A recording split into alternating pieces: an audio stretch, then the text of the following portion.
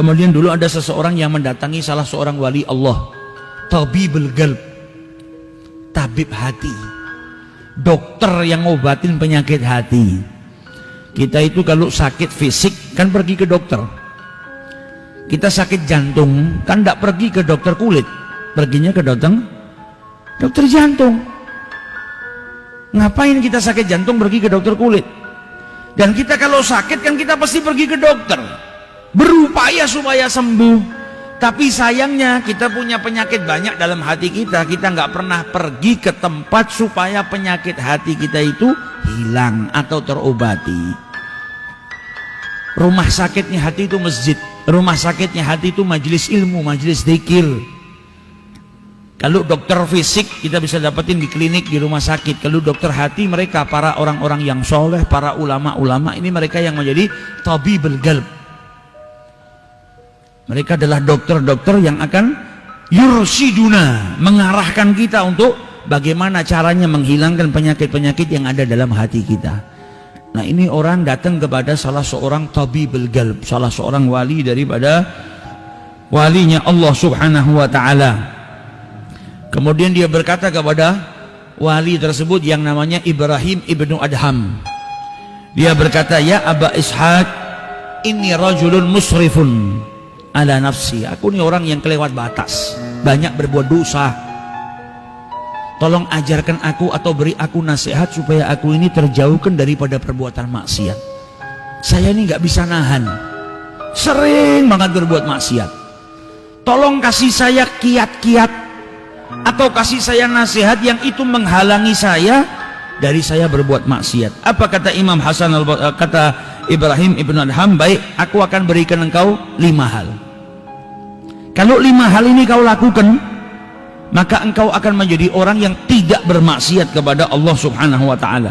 Maka orang tersebut berkata, hata ya Aba Ishaq, berikan kepadaku. Apa itu 5 nasihat yang akan kau berikan kepada saya? Maka dijawab oleh Ibrahim ibn Adham, yang pertama, fa idza aratta an ta'sillahi azza wajal, kalau engkau hendak bermaksiat kepada Allah, mau melakukan perbuatan dosa, fala ta'kul min rizqihi, maka jangan sekali-kali kau makan dari rezekinya Allah. Kalau kau bisa maksiat, tidak apa-apa. Kau mau maksiat kan, bermaksiat gak apa-apa, tapi dengan syarat jangan makan rezeki dari Allah Subhanahu wa ta'ala. Maka orang tadi berkata, famin aina akul, kalau saya nggak makan rezekinya Allah, dari mana saya makan? Kerjanya saya itu kan cuma sebab datangnya rezeki, tapi rezeki itu datangnya dari Allah Subhanahu wa ta'ala. Kalau saya nggak boleh makan dari rezekinya Allah, terus saya makan dari mana? Maka dijawab oleh Ibrahim ibnu Adham, ya hadza, wahai saudaraku, afa yuhsinu an ta'kula rizqillah wa ta'sih. Apakah benar perbuatan seseorang yang bermaksiat kepada Allah dan dia makan rezekinya?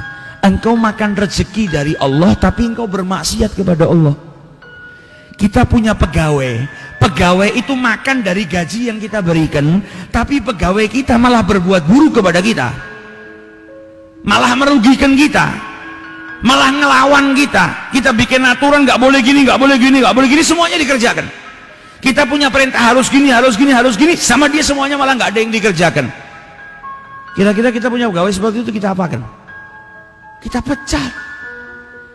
Maka kata Ibrahim ibn Adham, apakah benar ada seseorang yang makan rezekinya Allah, dia dikasih rezeki, makan dari rezekinya Allah, malah bermaksiat kepada Allah Subhanahu wa ta'ala? Maka kata orang itu tadi, wah ini berat, ini yang nomor 1 berat, kasih saya solusi yang nomor 2, nasihat yang nomor 2 aja, yang nomor 1 saya nggak bisa.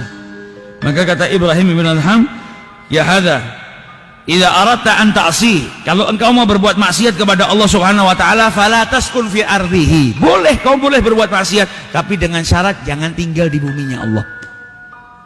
Maka orang ini jawab, wah ini yang kedua lebih berat.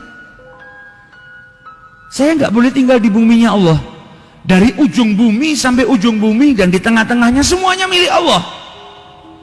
Min masyarik ilal magharib, tidak ada tempat kecuali itu tempatnya Allah. Kalau saya nggak boleh tinggal di buminya Allah, mau tinggal di mana? Apa kata Ibrahim ibn Adham?